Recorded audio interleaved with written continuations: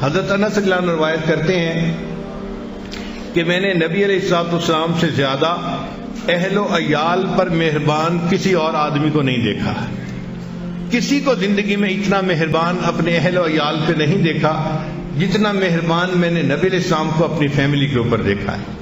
تو واقعی جب انسان کو اللہ تعالیٰ باپ بننے کا شرف عطا کرے تو وہ اپنی بیوی پر، اپنے بچوں پر اور زیادہ مہربانی کا معاملہ کرے.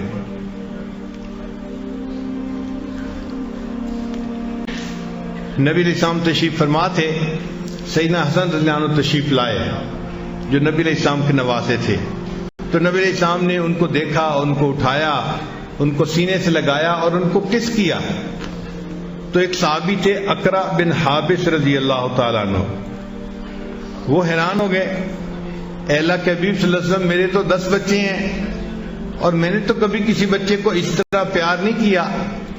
تو نبی علیہ السلام نے فرمایا کہ جو رحم نہیں کرتا اس پر رحم نہیں کیا جاتا.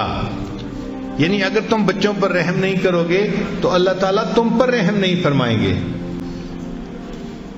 ایک مرتبہ نبی علیہ السلام نماز پڑھ رہے تھے اور آپ کی نواسی امامہ جو آپ کی بڑی صاحبزادی سیدہ زینب رضی اللہ عنہ کی بیٹی تھیں، وہ قریب تھیں.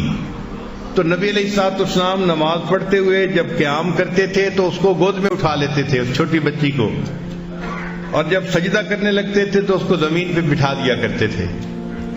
پھر دوسری رکعت میں جب کھڑے ہوتے پھر اس کو زمین سے اٹھا کے اپنے بازوؤں میں لے لیتے اور جب سجدہ کرنے لگتے تو دوبارہ پھر اس کو زمین پہ بٹھا دیتے تھے. اللہ کے حبیب صلی اللہ علیہ وسلم نے نماز اس طرح ادا کی کہ ایک چھوٹے بچے کو بھی ساتھ اٹھایا اور اس کو بھی سپورٹ دی. تو اس سے پتہ چلتا ہے کہ نبی علیہ السلام بچوں پر کتنے مہربان تھے.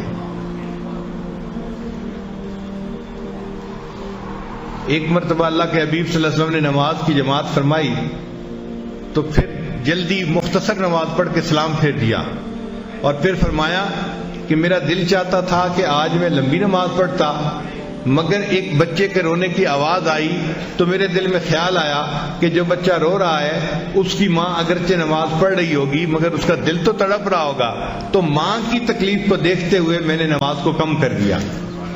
یعنی اللہ کے محبوب صلی اللہ علیہ وسلم نے نماز کو کم کر دیا اس لیے کہ ایک ماں یا ایک بچہ تکلیف کی حالت میں تھا. تو ہمیں گھر کے لوگوں کو تکلیف میں دیکھ کر ریسپونڈ کرنا چاہیے.